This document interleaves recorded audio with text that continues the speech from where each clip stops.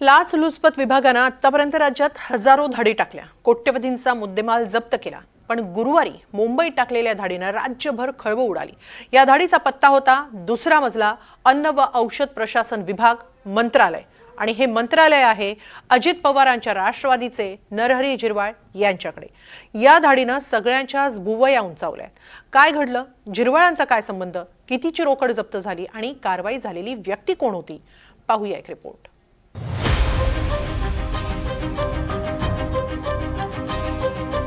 झिरवाळांच्या मंत्रालयातील कार्यालयावर छापा।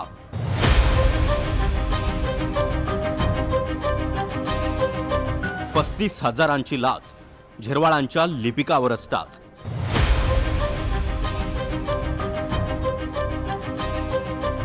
सरकारचं षडयंत्र, झिरवाळ राजीनामा देणार।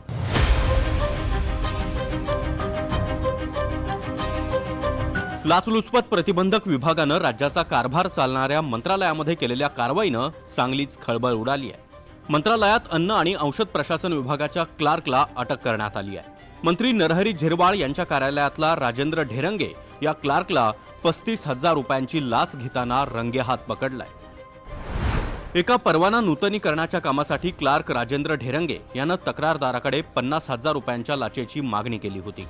यापैकी 35,000 रुपये गुरुवारी स्वीकारण्याचं ठरलं होतं। लाचलुचपत प्रतिबंधक विभागाच्या अधिकाऱ्यांनी मंत्रालयाच्या मुख्य इमारतीमधील तिसऱ्या मजल्यावर सापळा रचला। त्यानंतर त्यांनी राजेंद्र ढेरंगे यांना पैसे स्वीकारताना ताब्यात घेतलं। या कारवाईनंतर एसीबीनं नरहरी झिरवाळ यांचं कार्यालय सील केलंय। ढेरंगे यांच्यावर गुन्हा नोंदवण्याची प्रक्रिया रात्री उशिरापर्यंत सुरू होती। या कारवाईनंतर झिरवाळ यांच्या अडचणीत वाढ झाली आहे। विरोधकांकडून झिरवाळांच्या राजीनाम्याची मागणी होती आहे। नाही, कार्यालयातून चालल्याचं जर त्याच्याशी संबंध जुळला तर कार्यालय जबाबदार, कार्यालय प्रमुख म्हणून मी जबाबदार। राजीनामा जर थेट खरंच माझ्याशी त्याचा संबंध जुळला असेल किंवा जुळला तर मी राजीनामा देईन। लोक म्हणजे मग मी त्याच्याशी बांधलोय, त्याच्याशी लागे बांधे आहे असं होईल, पण मी माझा संबंधच नाही तर मी लगेच बाजूला होण्याचं काय काम। या कारवाईमुळे नरहरी झिरवाळ हे आरोपांच्या फेऱ्यात अडकले।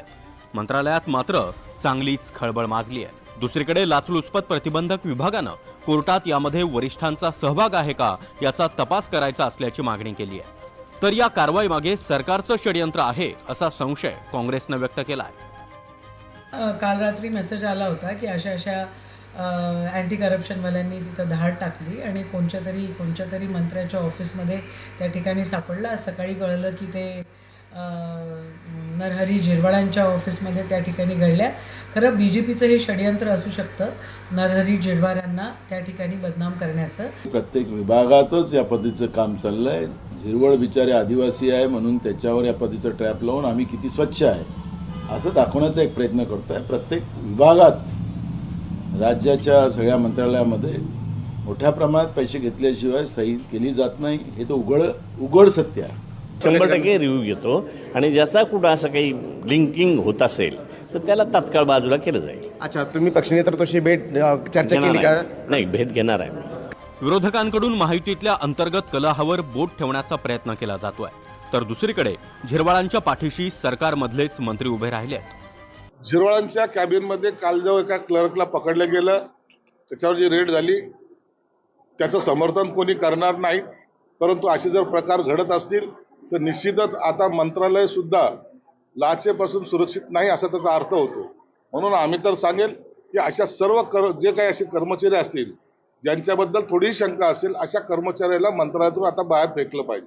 मंत्र्यांच्या दालनामध्ये कारवाईची ही इतिहासातली तिसरी वेळ आहे। यापूर्वी काँग्रेसच्या काळात राजेंद्र दर्डा यांच्या कार्यालयावर अशीच कारवाई झाली होती। त्यानंतर भाजपचे नेते एकनाथ खडसे महसूल मंत्री असताना त्यांच्या कार्यालयातील स्वीय सहायकावर लाचखोरी प्रकरणी कारवाई झाली होती, आणि आता नरहरी झिरवाळ हे तिसरे मंत्री ठरले आहेत। अजित पवारांच्या निधनानंतर सरकारमध्ये आधीच संवेदनशील स्थिती आहे, त्यातच थेट मंत्र्यांच्या दालनात झालेली ही कारवाई सरकारसाठी मोठी नामुष्की ठरते आहे। Bureau report, NDTV Marathi.